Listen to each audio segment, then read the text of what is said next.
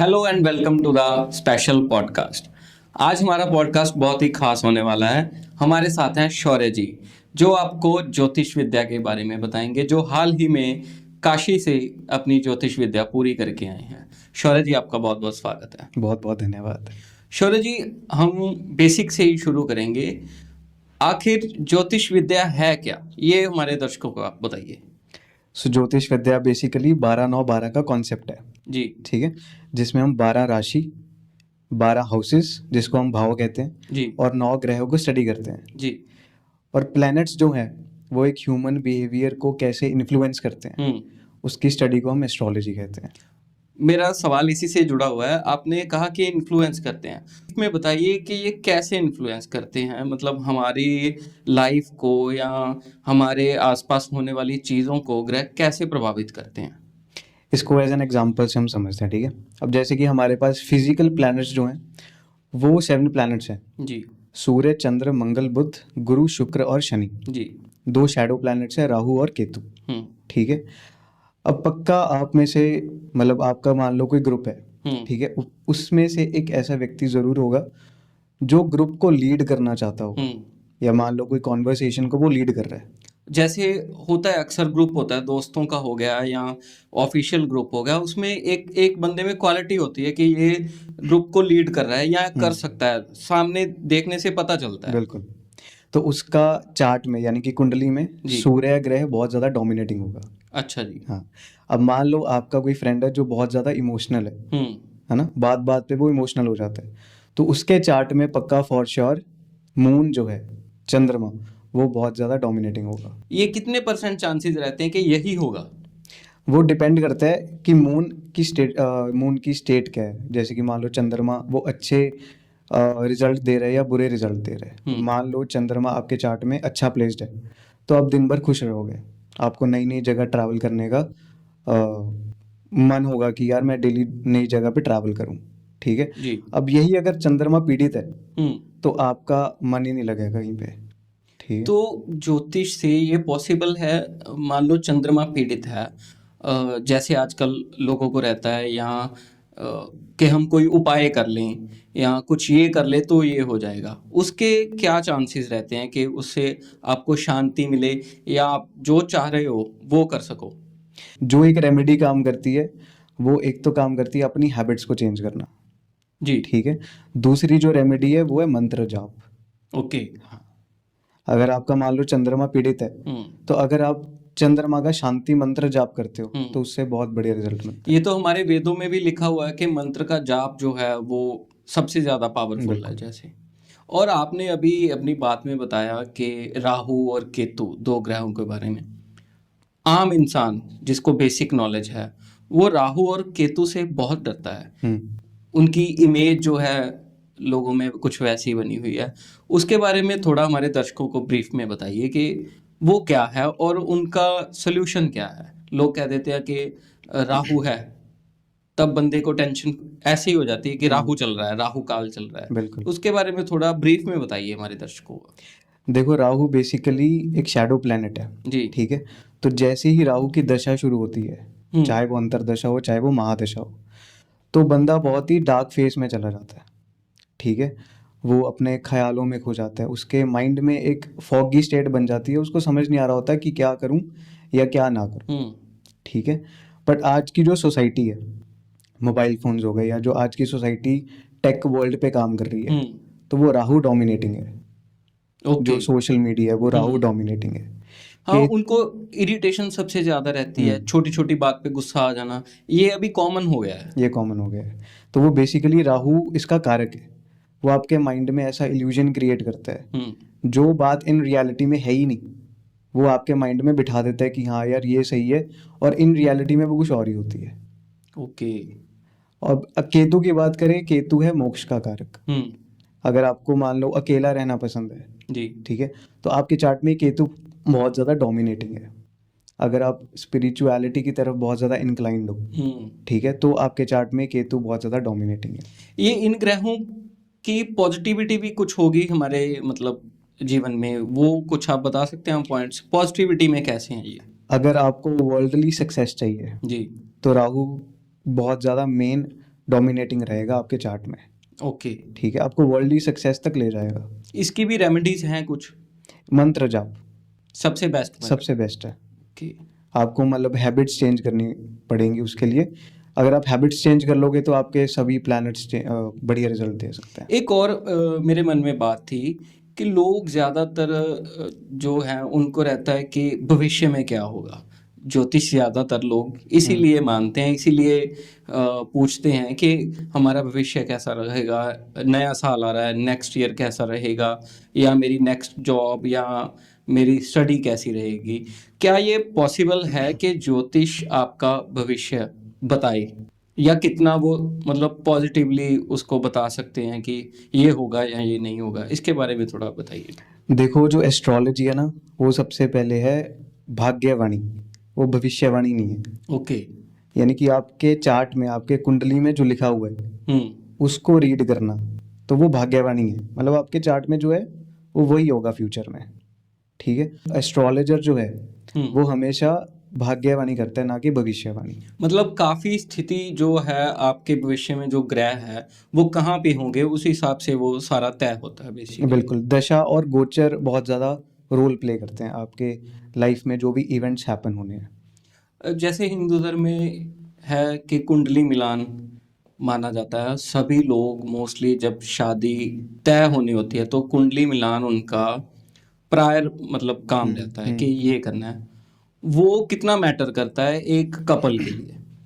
देखो, आज के टाइम पे कुंडली मिलान तो बहुत इंपॉर्टेंट है, ठीक है, पर जो मेन गलती करते हैं, चाहे वो पंडित कह लो चाहे वो एस्ट्रोलॉजर कह लो, वो करते हैं गुण मिलान, ठीक है। मैंने ऐसे भी कपल देखे हैं जो जिनके 36 में से अगर 30-32 गुण भी मिल रहे हैं ना, उनका भी डाइवोर्स होते दिखा है। इसका कारण क्या रहता है बेसिकली? इसका कारण बेसिकली ये है कि जैसे सोसाइटी अपग्रेड हो रही है उसके हिसाब से हमें एज एन एस्ट्रोलॉजर भी अपग्रेड होना चाहिए। अब एस्ट्रोलॉजी में आज के टाइम पे गुण मिलान नहीं, हमें सेवेंथ हाउस लॉर्ड वीनस, और अगर लड़की की पत्रिका उसमें वीनस और जुपिटर, ये दोनों ग्रह देखने चाहिए। अगर ये सब पीड़ित है किसी के चार्ट में, तो उसके फॉर श्योर है जब बुरी दशा आएगी तो उसके शादी के टूटने के चांसेस बहुत ज़्यादा रहते हैं बेसिकली। तो एक और कपल्स की बात चल रही है तो उसी को हम कंटिन्यू करेंगे। जैसे शादी हो जाती है, चाहे वो कुंडली मिलाने के बाद ही क्यों ना हुई हो, झगड़े रहते हैं, बिल्कुल। उसमें एस्ट्रोलॉजी कुछ हेल्प करती है? अगर हम बेसिकली देखो, शादी करने से पहले ही कुंडली मिलान तो करना ही चाहिए जी, ठीक है, क्योंकि ये लॉन्ग टर्म गेम है। अब ऐसा तो नहीं है कि आपने एक बार मैरिज कर ली कि आप अपने पार्टनर से डिटैच रहोगे या उसको अलग कर दोगे, है ना।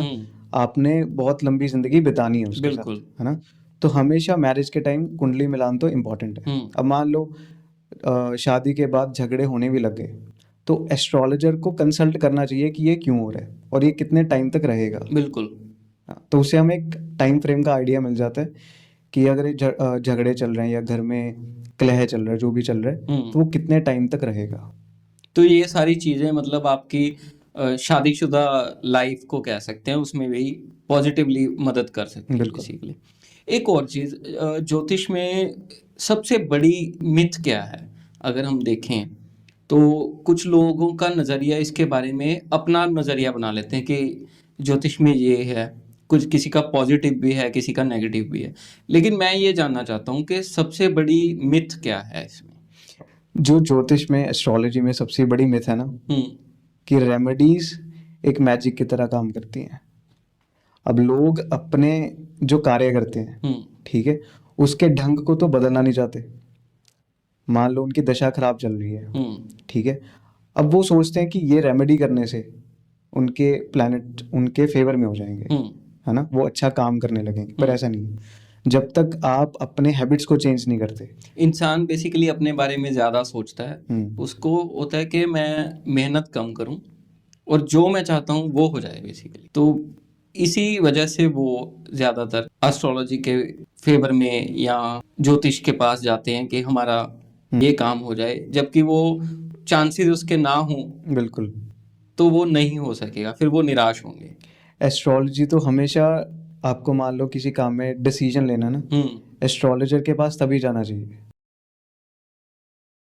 शौर्य, ज़्यादातर जनरेशन जो यंग जनरेशन है उनको रहता है कि हमारी शादी कब होगी या हमारी जॉब कब लगेगी, उस वजह से वो ज़्यादातर ज्योतिषी के पास जाते हैं। इन चीज़ों के बारे में आपका बेसिकली क्या कहना है? देखो स्पेसिफिकली जो भी इवेंट्स होने होते हैं ना, तो उसका टाइम फ्रेम, जैसे कि मान लो आपने कहा कि शादी का मान लो पूछने आया कोई जी। एस्ट्रोलॉजर को, है ना, तो उससे हम शादी का कैसे देखते हैं कि अगर मान लो लग्नेश की दशा हो, लग्नेश आपके फर्स्ट हाउस का लॉर्ड हो गया, फिफ्थ हाउस लॉर्ड की दशा हो, सेवेंथ हाउस लॉर्ड, वीनस, ऐसे बहुत सारे कारक हैं, उनकी जब दशा आएगी और गोचर सपोर्ट करेगा तब चांसेस हैं शादी होने के। ठीक है, अब मान लो कोई व्यक्ति आया, उसने पूछा कि मेरे बेटे की जॉब कब लगेगी जी। अब मैं बताता हूँ कि आपको एस्ट्रोलॉजी फेल कहाँ पे होती है। अब मान लो मैं एस्ट्रोलॉजर हूँ, आप क्लाइंट हो, आप मेरे पास आए, अपने बच्चे के साथ आए, अब आपने मेरे से पूछा कि मेरे बेटे की जॉब कब लगेगी। ठीक है, वो मैंने तो हर पेरेंट्स को बेसिकली हर यही पेरेंट्स को रहता होता है। ठीक है, अब आपने मेरे से पूछा कि मेरे बेटे की जॉब कब लगेगी, मैंने सॉफ्टवेयर में डिटेल्स डाली, चार्ट निकल के आया, मैंने आपको बताया कि अगले 2 से 3 महीने में आपके बेटे की जॉब लग जाएगी, आपने पैसे दिए, काम खत्म, छुट्टी। ठीक है, अब मेरे पास 3 महीने के बाद आए जी। आपने कहा कि यार मेरे बेटे की जॉब तो लगी नहीं, आपने कहा था 2 से आपने 3 कहा महीने था, लग जाएगी। हाँ। गलती कहाँ पे हुई? अब मान लो आपका जो बेटा है वो 12th पास है। ठीक है, अब आज के टाइम पे क्या 12th के बाद हम सीधा जॉब के जाते हैं या ग्रेजुएशन की हम तरफ तो जाते हायर स्टडीज के लिए हैं? जाते हायर हैं। स्टडीज के लिए जाते हैं, है ना। तो ऊपर जो प्लैनेट्स हैं उनको तो नहीं पता कि आपके बेटे ने 12th पास करी है या कॉलेज पास करा है या मास्टर्स डिग्री करी है, बिल्कुल। है ना। अब एज एन एस्ट्रोलॉजर मेरी भी गलती है कि मैंने आपसे पूछा ही नहीं कि आपके बेटे ने क्या करा है, क्या करा है, उसकी एज क्या हाँ, है। हाँ, बिल्कुल। बिल्कुल। तो किसी भी इवेंट के हैपन होने के 5 तत्व होते हैं, कर्ता, क्रिया, करण, आधार और देव। कर्ता हो गए आप, क्रिया होगी एक्टिविटी, तीसरा हो गया करण यानी कि आप कौन से मोड से एक्टिविटी वो कर रहे हो, चौथा हो गया आधार यानी कि आपकी फाउंडेशन क्या है, बेस क्या है, पांचवा हो गया भाग्य। अगर आप ये 4 चीज कर रहे हो तो जब भाग्य में वो चीज लिखी हुई है वो होगी अपने आप होगी बेसिकली। तो ये कुछ मतलब गलतियां कह लें या कमियां कह लें दोनों पक्ष की तरफ से। बिल्कुल जी। तो एक शौर्य जी, आप अपने बारे में ज़रूर बताइए कि आपका इंटरेस्ट इस लाइन में कैसे बना और आपकी खुद की स्टडी कहाँ की है? देखो बेसिकली मेरी राहु की दशा खत्म हुई है 2023 में। जी। ठीक है, उसके बाद मेरी गुरु की दशा शुरू हुई, तो 2023 जैसे ही एंड हुआ उसके बाद मेरे को एक अंदर से एनर्जी कह लो या प्लानिटरी कॉम्बिनेशन ऐसे बने होंगे, मेरे को इंटरेस्ट हुआ कि मैं एस्ट्रोलॉजी की तरफ जाऊं। ठीक है, दूसरा कारण ये है कि आज के टाइम पे जो मार्केट में एस्ट्रोलॉजी की इमेज है वो बहुत ज़्यादा नेगेटिव है ना। लोग समझते हैं कि रेमेडीज करो काम हो जाएगा, एस्ट्रोलॉजी को पैसे दिए छुट्टी, अगर नहीं होता तो वो निराशा का कारण बिल्कुल बन जाता बिल्कुल है। बिल्कुल। तो मैं इस इमेज को चेंज करना चाहता हूँ कि एस्ट्रोलॉजी रियली में हेल्प करती है डिसीजन मेकिंग में और it's a very predictive science. और मान लो मैं कभी ज्योतिषी के पास नहीं गया, कहीं नहीं गया, लेकिन मुझे फिर भी लगता है कि मुझे जाना चाहिए। तो मैं फर्स्ट टाइम विजिट कर रहा हूँ, हमारे व्यूअर्स के लिए मान लो हमारा व्यूअर फर्स्ट टाइम विजिट कर रहा है, वो क्या जाने, ऐसा क्या पूछे और कि उसका सारा जो चाहता है वो पॉजिटिविटी में हो, काम नहीं, बेसिकली उसको ये लगे कि मैं गया था, मैं पॉजिटिव होके वापस आया। ठीक है, देखो पहली बात तो अगर आप एस्ट्रोलॉजर के पास विजिट कर रहे हो जी, उसको बताना चाहिए आपके पास्ट में क्या क्या हुआ है, 2-3 चीज़ें बतानी चाहिए। एक तो बताना चाहिए उसको आपका नेचर, आपका पर्सनालिटी कैसे है, आपकी नेचर कैसी है। ठीक है, आपके कुछ पास्ट इवेंट्स के बारे में उसको बताना चाहिए कि ये मेरे साथ हुआ है। थर्ड चीज़ है उसको लॉजिक पे बात करनी चाहिए। ठीक है, लॉजिक जैसे कोई एग्जांपल? लॉजिक जैसे कि प्लैनेट्स कैसे इन्फ्लुएंस करते हैं, जैसे कि हमने स्टार्टिंग में बात करी है। ठीक है, कोई भी आपको भ्रम में मत डाले या आपको डराए मत। एस्ट्रोलॉजी का सबसे मेन बेनिफिट ये है कि वो आपको फियर से बाहर निकाले, ना कि वो फियर में डाले। बिल्कुल। हाँ, कई एस्ट्रोलॉजर ये करते हैं कि आपको रेमेडीज बताते रहते हैं, आप करते रहते हो, रिजल्ट आता नहीं है, आप वो जाते आपको हो, बांध के रख देते हैं। चार्जेस दे के आते हो, बिल्कुल। बेसिकली उनको भी रहता है कि मैं इतने लंबे समय से जा रहा हूँ। बिल्कुल एस्ट्रोलॉजर का काम है आपको मुक्त करना, ना कि जी आपको बांधना। जी। तो ये थे हमारे साथ शौर्य जी, जिन्होंने आपको ज्योतिष के बारे में काफ़ी आपका कंसेप्ट जो है वो क्लियर किया। आप इनसे भी संपर्क कर सकते हैं, और एक बार पॉडकास्ट सुनने के बाद नीचे कमेंट करके ज़रूर बताइए आपको ये पॉडकास्ट कैसा लगा। मैं आपका होस्ट और दोस्त पुनीत मेनन, धन्यवाद।